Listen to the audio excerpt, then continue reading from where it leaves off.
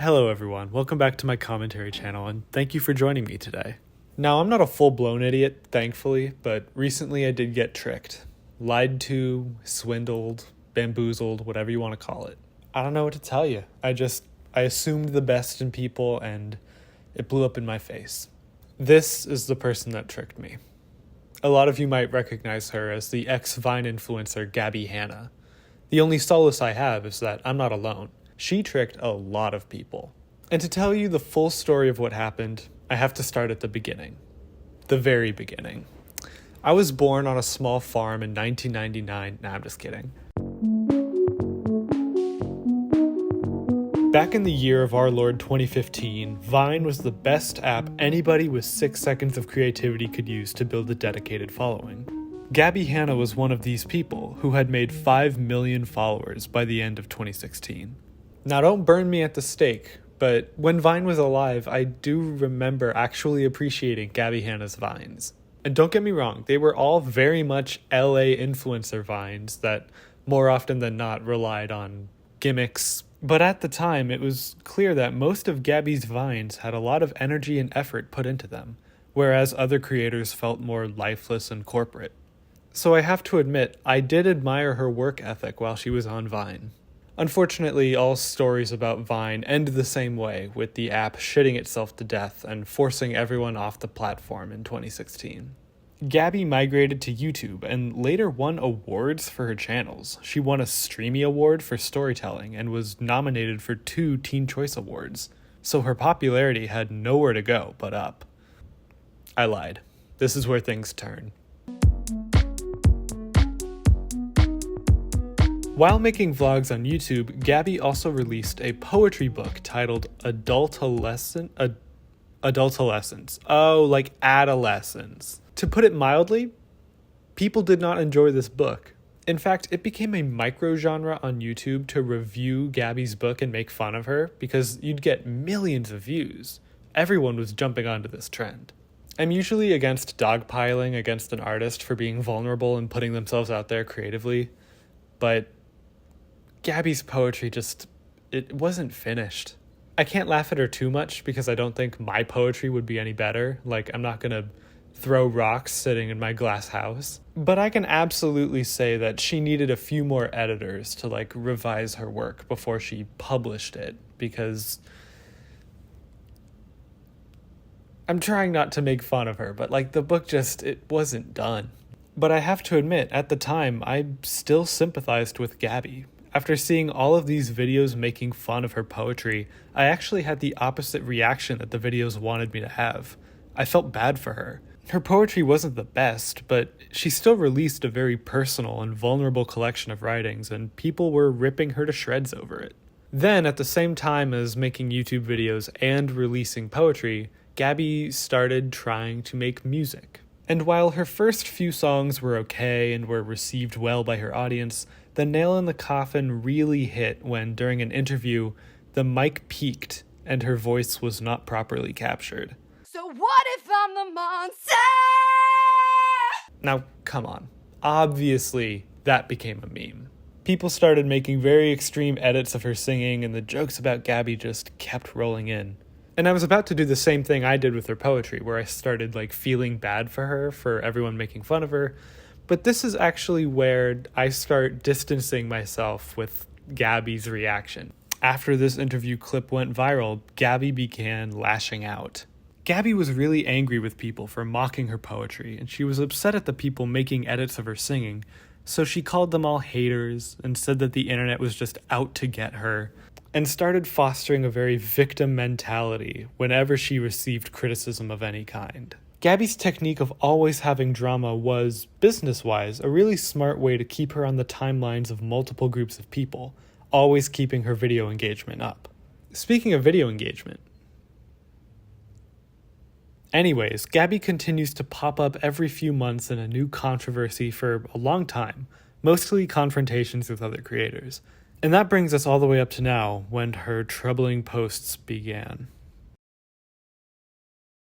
Starting a few weeks ago, Gabbie started posting more and more questionable material. She started posting more revealing images on Instagram, and then in her stories encouraged people to attack her for it. She picked fights with people like Trisha Paytas and purposefully misgendered them, who was then able to show proof that Gabbie had been lying about a lot of her stories, which only prompted more backlash against Gabbie to come out. Gabbie's comment section became more and more offensive, filled with comments from disapproving people, with no support from fans to counterbalance them. Gabbie's channels have also been bleeding subscribers since these posts began, especially after this one of her threatening to fuck your parents went semi-viral. You don't have to be a Gabbie Hanna superfan to see that something is clearly off. And that's where we actually arrive at this video's destination, because this is where Gabbie Hanna tricked me. I saw the torrents of negative comments and clips of Gabbie lashing out and immediately assumed that she was having mental health issues. A lot of her poetry also alludes to mental health, and she herself claims to have ADHD.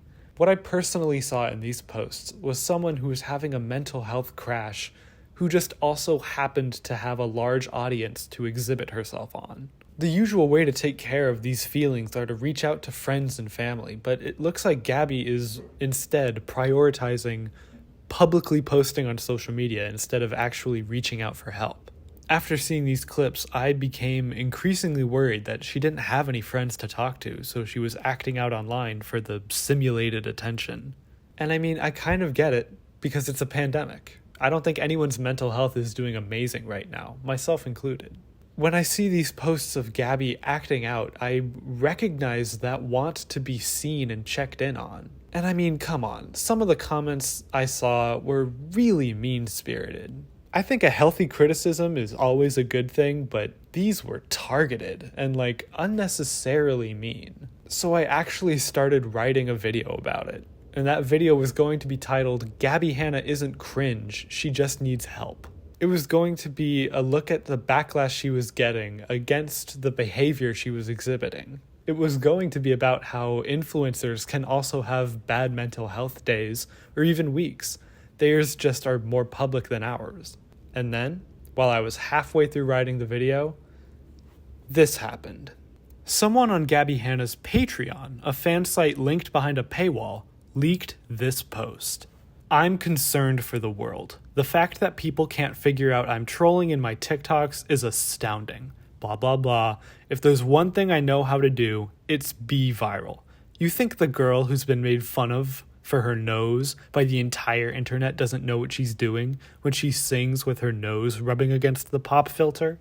Or when I stare dramatically into the mirror for a silent 5? Or when I say I'm gonna fuck both your parents and the one person you love, blah, blah, blah. It feels good to be in control, LMAO." So, it wasn't real. The manic TikToks, the beef with other creators, the ADHD excuses, all of their credibility just went to hell with that one post. Apparently, it was just another performance in order to spark backlash while also tricking people like me into thinking she really needs help. And it worked. I really thought that she was in trouble. I fell for it. But the whole thing was a lie. Or was it? Now, this is just speculation, obviously, because I don't know Gabbie Hanna. None of us do. But it's really hard to imagine anyone can take this much abuse in the comments and then just shrug it off. And she's also posted Instagram stories of her driving while she appears high, which isn't something you can easily fake. If Gabbie was lying in her public posts for attention, who's to say that she isn't lying in her Patreon posts? Normally, I'd argue that this is a situation that we don't really have any business in, but Gabbie is determined to post both sides of this story to a lot of people. She is making the conscious decision to involve everyone in her mental state, no matter if it's true or not. I don't know if this is me still being gullible, but I'm not convinced that this is all 100% an act. Maybe I'm wrong and she's actually this fame-driven mastermind, but I think it's more likely to believe that she's trying to cover her tracks and assume some semblance of control. After all, that is what she telegraphs in her post. For the most part, however, who cares? There's nothing we on a personal level can really do for Gabbie, no matter if this is a lie or not. If she's telling the truth, we can't exactly help her. If she is faking this, then there's nothing we can really do to make her stop. I think anyone who's not involved in Gabbie's personal life is really powerless to do anything. Right now, Gabbie needs a support system of friends and family because they're the people who can help her the most. I still think the hate she's getting is disproportional, but now that I know she's intentionally egging it on, I'm just not going to defend her. She's getting what she wants. I think the greater lesson we can all walk away from this story with is that influencers really do get to control the narrative. When you have an audience of this size, you can reliably convince a portion of them of anything. So just don't put your trust in influencers, because it's the internet and anything can be faked. But that's just for Vine celebrities, right? Normal people can't lie on the internet, right? Oh God, I'm gonna have to make 100 of these videos. Thank you guys for watching my video to the very end. I appreciate that. I have no idea what's going on with Gabbie Hanna, so I'm sorry if this video felt a little indecisive or like I didn't say anything definitive, but this is a really interesting conversation I think we need to have. Influencers are just so weird. If I ever act that weird, just put me down. I hope you're all staying safe and healthy. Get vaccinated if you can. I love you lots. Goodbye.